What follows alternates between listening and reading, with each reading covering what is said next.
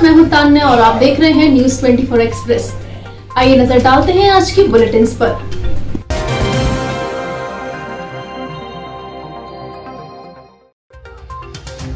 सालासर बालाजी मंदिर आसोज माह की पूर्णिमा पर भरने वाली लक्खी मेला में भी पहली बार नहीं भरेगा। प्रदेश में कोरोना के बढ़ते ग्राफ को देखते हुए सालासर बालाजी मंदिर को अब 1 नवंबर तक बंद रखा जाएगा। मंदिर बंद होने के चलते सालासर बालाजी मंदिर के 266 साल के इतिहास में पहली आसोज की पूर्णिमा को भरने वाले लक्खी मेले का भी आयोजन नहीं हुआ। 31 अक्टूबर को आसोज माह की पूर्णिमा है। इससे पहले चैत्र की पूर्णिमा का मेला भी नहीं भरा था। पूर्णिमा के मेले पर 7 लाख से ज़्यादा भक्त बालाजी महाराज के दर्शन करने आते हैं। 1 मिनट में 7000 भक्त दर्शन करते हैं। कोरोना जैसी वैश्विक महामारी की वजह से इस बार 7 दिवसीय लक्खी मेले का आयोजन नहीं होगा।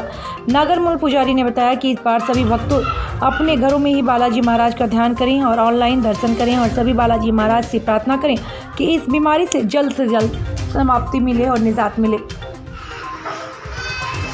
मैं सालासर नागरवल पुजारी सिद्ध नाम से मैं सभी से ये निवेदन करता हूँ कि अब की जो ये पूर्णिमा का मेला लक्खी मेला बरीता है हनुमान जी का, वो इस बार कोरोना काल की वजह से पोस्टपोन कर दिया गया है।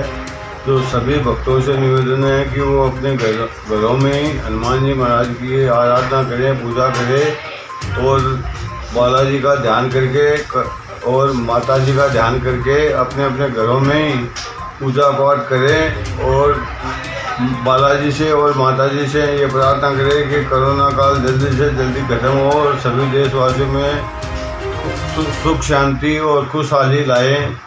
और इसी के साथ तो इसमें सरकारी गाइडलाइन का पालन करें। मास्क ज़रूरी है, 2 गज ज़रूरी है, 2 गज और मास्क ज़रूरी है। सैनिटाइजर का प्रयोग करें और भीड़ भाड़ से बचें और अपने बच्चों का बुजुर्गों का ख्याल रखें और भीड़ भाड़ में ज़्यादा इकट्ठे ना हो और घरों में ही अपने अपने इष्ट देव की पूजा करें और सब अपने अपने इष्ट देव से कोरोना काल की ख़त्म के लिए वो प्रार्थना करें।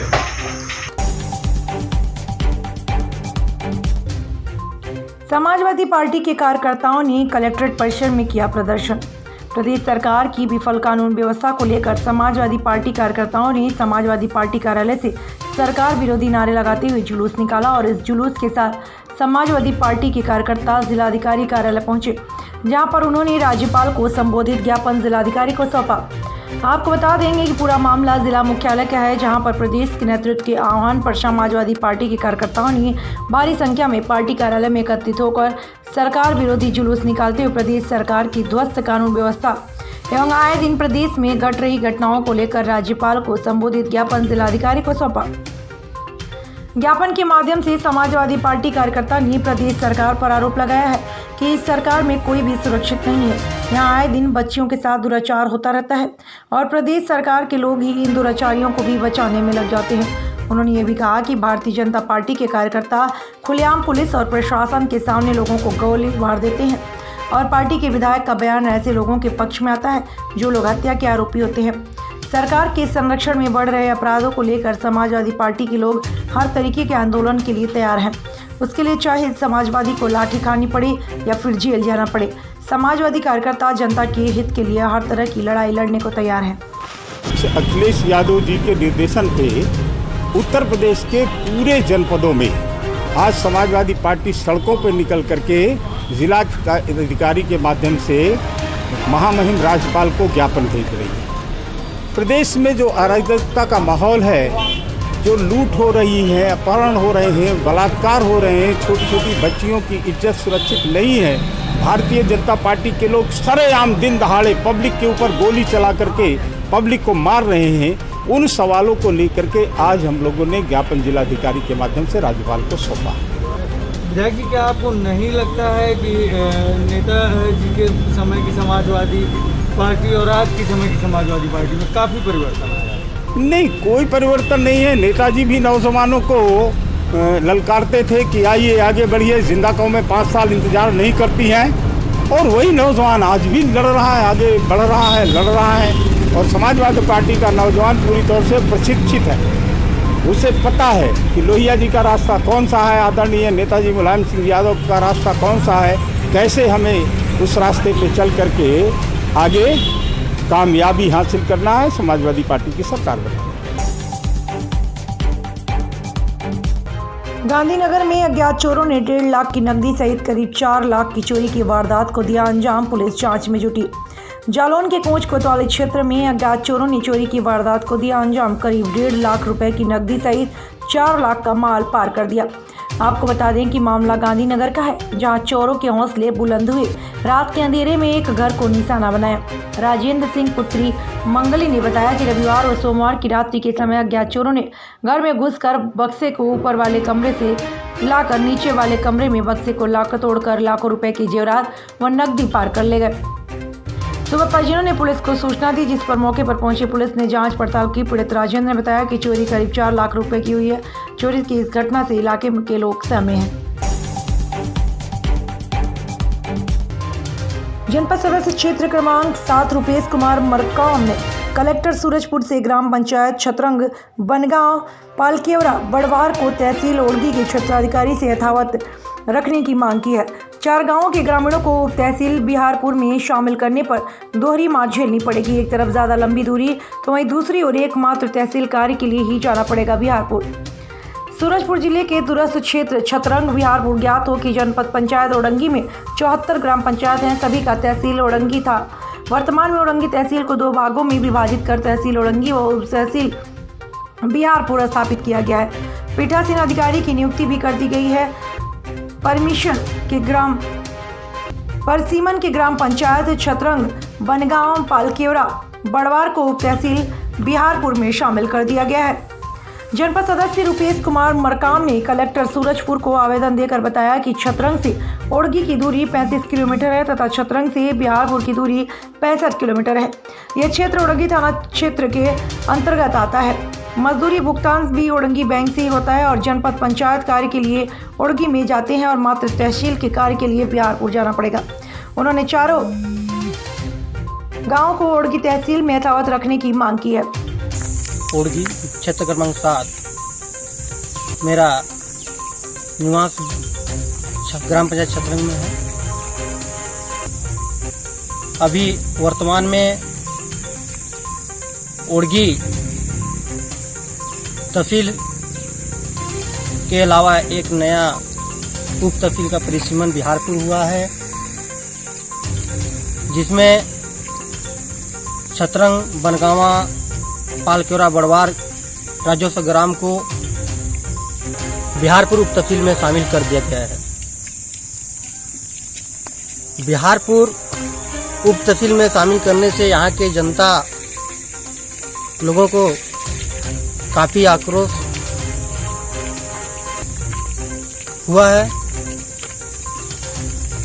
यहाँ से बिहारपुर की दूरी 60-70 किलोमीटर है, जबकि ओड़गी की दूरी 34 किलोमीटर है। ये 4 गांव छतरंग बनगावा पालकेवरा बड़वार को यथावत ओड़गी तहसील में रखें, ताकि जनता को सुविधा मिल सके। यही जनहित का,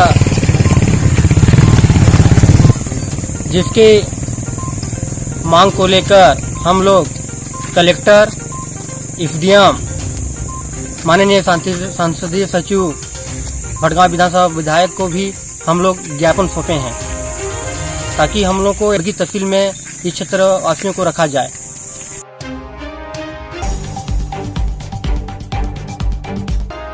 कोटपुतली पंचायत समिति सभागार में आज मोटर गैराज राज्य मंत्री और क्षेत्रीय विधायक राजेंद्र सिंह यादव की अध्यक्षता में ब्लॉक स्तरीय प्रशासनिक बैठक आयोजित की गई। बैठक में प्रशासन के अलावा पुलिस, शिक्षा, चिकित्सा, विद्युत, पीडब्ल्यूडी, परिवहन, जलदाय, कृषि और अन्य विभागों के अधिकारी भी शामिल हुए। हालांकि एसडीएम और तहसीलदार की ड्यूटी जयपुर नगर निगम चुनाव में लगी होने की वजह से वे शामिल नहीं हो पाए। राज्य मंत्री यादव ने इसी बैठक में सभी नवनिर्वाचित सरपंच और सरपंच प्रतिनिधियों से भी मुलाकात की। सरपंचों ने अपने अपने इलाकों की समस्याओं से भी राज्य मंत्री को अवगत कराया। यादव ने मौके पर संबंधित विभाग अधिकारियों से इन समस्याओं को दूर करने के निर्देश दिए। महिला सरपंच ज्यादातर घूंघट से आई और वैसे ही बैठी रही। तहसील में 17 सरपंच महिलाएं चुनी गई हैं, लेकिन आज वह मुश्किल राय करणपुरा सरपंच राजबाला सोनी ही बोली। पवाना आहिर में सड़क और शमशान देवता में सड़क पानी, जयसिंहपुरा में पानी सड़क, आरटीएम से सुंदरपुरा होते हुए शुक्ला बस्ता का रास्ता 5.5 मीटर चौड़ा किया जाएगा। मंत्री ने कहा कि सरपंच क्षेत्रीय सांसद पर भी दबाव बनाएं कि वे केंद्रीय स्तर पर यमुना का पानी लाने और इलाके में रेल लाने की व्यवस्था करें। सीनियर स्कूलों में सोलर की व्यवस्था करने की योजना, ताकि बिजली की समस्या की वजह से कंप्यूटर लैब वगैरह बाधित न हो। बिजली अधिकारियों की खिंचाई की बड़ी बड़ी कोठियों में बिजली चोरी की जांच क्यों नहीं? राज्य मंत्री ने कहा कि अगर बिजली अधिकारी मेहनत करें तो इन कोठियों से 5 करोड़ महीने की पेनल्टी वसूली जा सकती है। चुनाव आयोग का काम है, राज्य सरकार का नहीं है। जब चुनाव आयोग से हो जाएगा चुनाव तैयारी में लग जाएंगे। बाईपास की डीपीआर का काम चल रहा है, जिसमें थोड़ा डिले हुआ है क्योंकि ये काम हमारा मई जून में शुरू हो जाना चाहिए था, मगर कोरोना वायरस आने की वजह से जो डीपीआर के टेंडर हैं वो लेट हुए और वो डीपीआर के टेंडर हो गए। डीपीआर का जिस कंपनी को काम मिला है वो बहुत तेज़ी से इस काम को कर रहे हैं। बहुत बारीक काम होता है, अलाइनमेंट लेना पूरा जो है तहसील के ऊपर ड्रोन से उसका सर्वे होता है, फिर गूगल पे सर्वे होता है, फिर एक एक ज़मीन का हिस्सा जिसमें सड़क बनेगी उसका कितना एरिया उसमें आएगा, वो सारी चीज़ों का तो एटलीस्ट उसमें भी 3 से 4 महीने का टाइम पूरा लगेगा। उसके बाद उसका जो अलाइनमेंट है वो अलाइनमेंट फाइनल होकर राज्य सरकार उसको अप्रूवल देगी। उसके बाद फिर पत्थरगड़ी उस काम की जो है तहसील के द्वारा और जो है उस जो डीपीआर बना रहा है उनके द्वारा पत्थरगड़ी होगी। उसके बाद अगला काम उस पर शुरू होगा। कानून व्यवस्था को लेकर भी पिछले कुछ समय से 3-4 मंदिरों में करने की घटनाएं। देखिए, पहली बात तो जो मूर्तियाँ खंडित करने का काम है वो कानून व्यवस्था का नहीं है। ये तो कोई ना कोई द्वेष की भावना से आपस में कर रहा है और मंदिरों में पुलिस अपनी तरफ से गश्त भी करा रहे हैं। आज भी हमने आदेश किए कि जब तक अभी फेस्टिवल सीजन शुरू है आप मंदिरों में गश्त करो, सादी वर्दी में भेजो। सड़क दुर्घटना में एक व्यक्ति की मौत। जामताड़ा NH 419 मुख्य सड़क पर मियाजाम थाना क्षेत्र के शाहडाल बोधमार रोयल फाटक के पास ट्रक ने संदीप दास नामक युवक को रौंद दिया। मौके पर युवक की मौत हो गई। घटना के बाद ट्रक छोड़कर चालक फरार हो गया। ट्रक में पत्थर लदा था जो बिहार से के शेखापुरा से पश्चिम बंगाल जा रहा था। मोटरसाइकिल पूरी तरह से ट्रक के अंदर फंस गया। इससे नाराज ग्रामीणों ने सड़क जाम कर दिया। लगभग 3 घंटे तक सड़क जाम रहा। मौके पर SDO संजय पांडे, वीडियो जहीर आलम, भाजपा नेता वीरेंद्र मंडल और थाना प्रभारी सुमन कुमार पहुंचे, जहां ग्रामीणों को आश्वासन और मुआवजा देने की बात कही गई। इसके बाद सड़क जाम समाप्त हुआ। मौके पर वीरेंद्र मंडल ने कहा कि मृतक संदीप दास के परिवार को मुआवजा दिलाने की बात कही। वहीं SDO ने घोषणा किया कि सरकारी स्तर से जाकर सहायता होगी, परिवार को भी लाभ दिया जाएगा, साथ ही ट्रक मालिक के द्वारा आर्थिक लाभ भी दिलाया जाएगा। मुआवजा है उसको दिया जाएगा और जाम तो छूट गई अभी, तो देख रहे हैं उसके लिए और क्या काम कर सकते हैं। घोषणा यही हुआ कि जो नियम संगत उसको दिया जाना है, DI एक्ट के तहत केस करने के बाद वो दिया जाएगा। राहत घटी है रोड एक्सीडेंट के माध्यम से एक ट्रक के द्वारा 15 वर्षीय संदीप दास का जो एक्सीडेंट में मृत्यु हुई है, बड़ा दर्दनाक विषय है। इसके लिए जो है सो हम लोगों ने स्थानीय अनुमंडल पदाधिकारी, BDO और थानेदार के समक्ष जो उस पीड़ित परिवार को सरकारी स्तर से अधिक मुआवजा मिले, इसके लिए हम लोगों ने वार्ता किया है और सभी पहलुओं जिस स्तर से भी राष्ट्र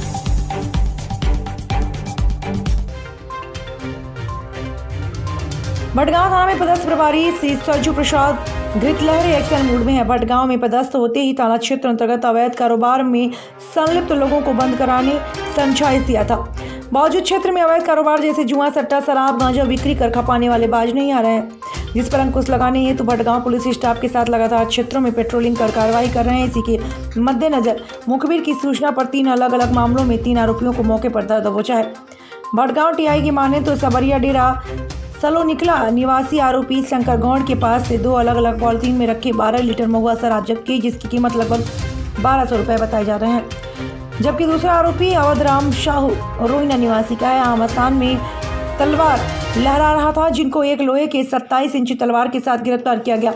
इसके प्रति अपराध क्रमांक 213/2020 धारा 25-27 आयुध अधिनियम के तहत कार्रवाई की जा रही है।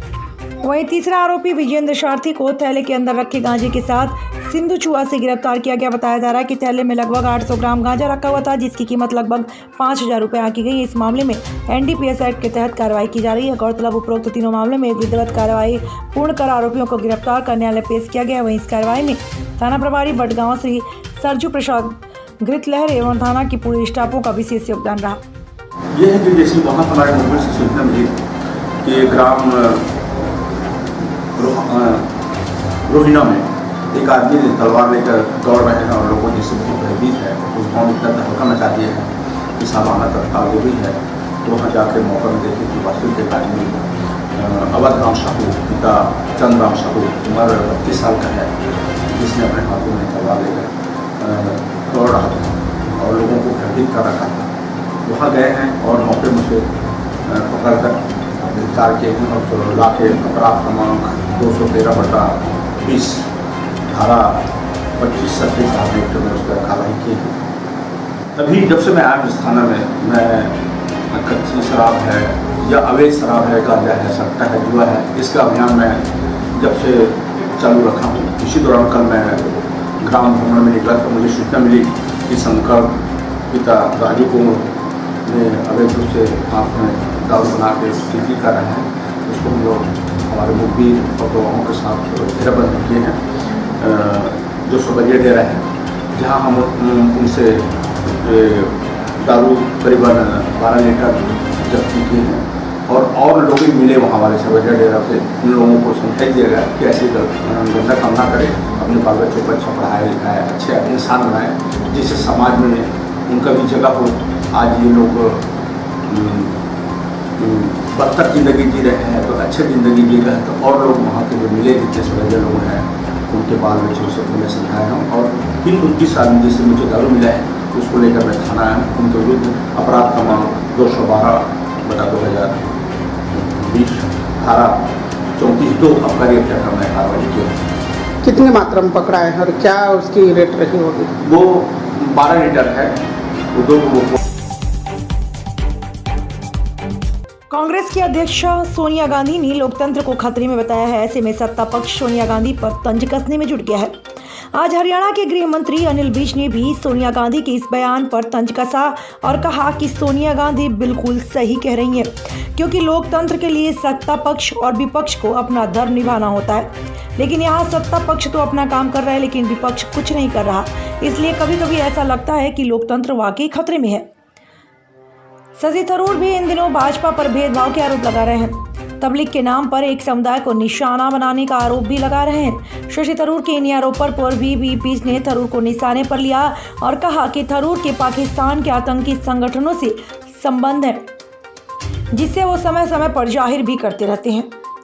बड़ौदा उपचुनाव में भी कांग्रेस की फूट पर विज ने निशाना साधा। विज ने कहा कि बड़ौदा में कांग्रेस में जूतों में दाल बट रही है और कांग्रेस की फूट जग जाहिर है। विज ने कहा कि बड़ौदा में योगेश्वर दत्त जीत का परचम लहराएंगे और जनता कांग्रेस को सबक सिखाएगी।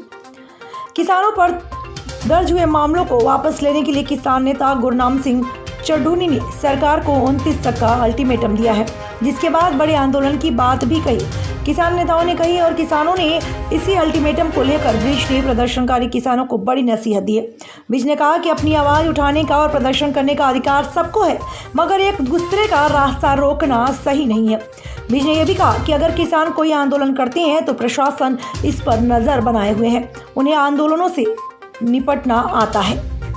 का अल्टीमेटम दिया है कि किसानों पे जो दर्ज मुकदमे हैं वो वापस हो, नहीं तो बहुत बड़ा आंदोलन जो है वो करेंगे किसान। देखिए, कानून अपना काम करता है और जहाँ तक किसानों की बात है, उनको भी आंदोलन करने का अधिकार है, वो आंदोलन करें, हमें कोई एतराज़ नहीं है, लेकिन कानून हाथ में मत लें। किसानों में दो तरह की विचारधारा है। कुछ किसान कह रहे हैं कि ये बिल गलत है, वो उसके खिलाफ जुलूस निकाल रहे हैं। कुछ किसान कह रहे हैं कि ये बिल ठीक है, वो भी अपनी ट्रैक्टर रैलियां निकाल रहे हैं। अपने अलग अलग दोनों निकालो, लेकिन किसी एक को दूसरे की जाकर रोकने का अधिकार नहीं है। सब अगर ये आंदोलन करते हैं, किस तरीके से निपटा जाएगा? नहीं, हमारे अधिकारी और हमारी पुलिस पूरी तरह से मुस्तैद है, उनको निपटना आता है। जो चुनाव है उसके अंदर जो कांग्रेस के नेता हैं उनमें अभी से जो है वो फूट दिखाई दे रही है। टिकट को लेकर जो है वो क्लेम कर रहे हैं कि वो भूपेंद्र सिंह हुड्डा के पैनल का है या कुमारी शैलजा के पैनल का है। देखिए, ये जो फूट है ये शुरू से जग जाहिर है कि कांग्रेस में जूतों में दाल बट रही है, और ये जो चुनाव हो रहा है इसमें बड़ौदा की जनता कांग्रेस को सबक भी सिखा देगी। इसमें भारतीय जनता पार्टी का प्रत्याशी शुरू से ही बढ़त बनाए हुए हैं और वो इस चुनाव को भारी मतों से जीतकर विजयी होंगे। सब सोनिया गांधी ने अपनी पार्टी नेताओं से कहा है कि लोकतंत्र इस समय सबसे मुश्किल दौर से गुजर रहा है और वो सभी जो है वो जनता के लिए संघर्ष करें। क्या नहीं, सोनिया गांधी ने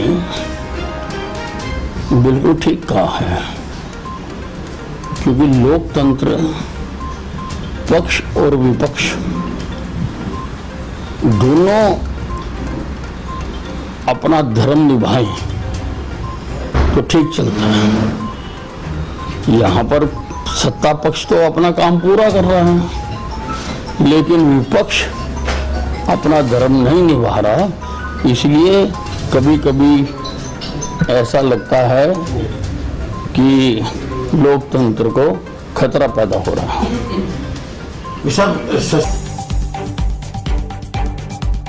कुलवा गांव के समीप दो मोटरसाइकिल सवार की सीधी टक्कर, 3 घायल। जामा थाना क्षेत्र के अंतर्गत दुमका जामताड़ा मुख्य मार्ग पर कोल्हुआ गांव के समीप दो मोटरसाइकिल सवार में सीधी टक्कर में एक युवक गंभीर रूप से घायल हो गए, जिसे बेहतर इलाज के लिए दुमका रेफर कर दिया गया, जबकि अन्य बाइक सवार 2 युवक भी घायल हो गए, जिसमें एक घायल युवक शामिल मुर्मू का इलाज सामुदायिक स्वास्थ्य केंद्र जामा में चल रहा है और खतरे से बाहर है, जबकि टैंक धोवा का एक अन्य युवक घटनास्थल से फरार हो गया। गंभीर रूप से घायल युवक कुंदन भंडारी चिकनिया गांव का रहने वाला है और घर से जामा जा रहा था, जबकि दूसरा बाइक विपरीत दिशा से जामा पालोजोरी की ओर जा रहा था। कोल्हुआ गांव के पास सामने सामने टक्कर हो जाने से कुंदन भंडारी गंभीर रूप से घायल हो गया। स्थानीय लोगों ने जामा थाना को सूचना दिया। सूचना मिलते ही जामा थाना पुलिस दल बल के साथ घटनास्थल पर पहुंचे और घायल हुए युवक का इलाज के लिए सामुदायिक स्वास्थ्य केंद्र जामा लाया गया, जहां से बेहतर इलाज के लिए दुमका भेज दिया गया। इधर गंभीर रूप से घायल युवक कुंदन के परिजन प्रहलाद भंडारी ने स्वास्थ्य केंद्र जामा के मौके पर चिकित्सक नहीं होने और मेडिकल सेवा नहीं मिलने का आरोप लगाया। कहा कि जब अस्पताल लाया गया तो कोई भी डॉक्टर नहीं मिला, एक नर्स ने सुई दिया और रेफर का कागज बना दिया। स्थानीय पुलिस ने बताया कि इतने बड़े अस्पताल में इमरजेंसी सेवा उपलब्ध नहीं है, अत्यंत दुखद है। किसी रोगी की समय पर इलाज नहीं होने से रोगी की जान भी जा सकती है। औद्योगिक क्षेत्र MIA के राठी ढाबा कॉम्प्लेक्स में प्रयाग होटल और रेस्टोरेंट का हुआ उद्घाटन समारोह में अलवर शहर पूर्व विधायक बनवारी लाल सिंघल, अलवर ग्रामीण पूर्व विधायक जयराम जाटो, रामकिशन मेघवाल आदि मौजूद रहे। औद्योगिक क्षेत्र MIA के राठी ढाबा कॉम्प्लेक्स में प्रयाग होटल एंड रेस्टोरेंट का उद्घाटन समारोह किया गया, जिसमें मुख्य अतिथि अलवर शहर पूर्व विधायक बनवारी लाल सिंघल, अलवर ग्रामीण के पूर्व विधायक जयराम जाटो, रामकिशन मेघवाल आदि नेता उपस्थित रहे, जिनका प्रयाग होटल एवं रेस्टोरेंट के मालिक बेगराज चौधरी ने फूलमाला व साफा पहनाकर स्वागत किया, जिसमें अनेक ग्रामीण लोग मौजूद रहे। उद्घाटन समारोह में अलवर ग्रामीणों के गाँव के सरपंच हिम्मत सिंह बाम्बोली, कुलदीप मदानपुर पार्षद बख्तल के चौकी 4 के Kajla Chaudhary, manager Havells India Rajat Chaudhary, bank of Baroda manager MIA अनेकों ग्रामीण मौजूद रहे। भंवर सिंह MIA गुंदपुर रूपेश राजस्थान। खबरों में बस इतना ही और बने रहिए न्यूज़ 24 एक्सप्रेस के साथ।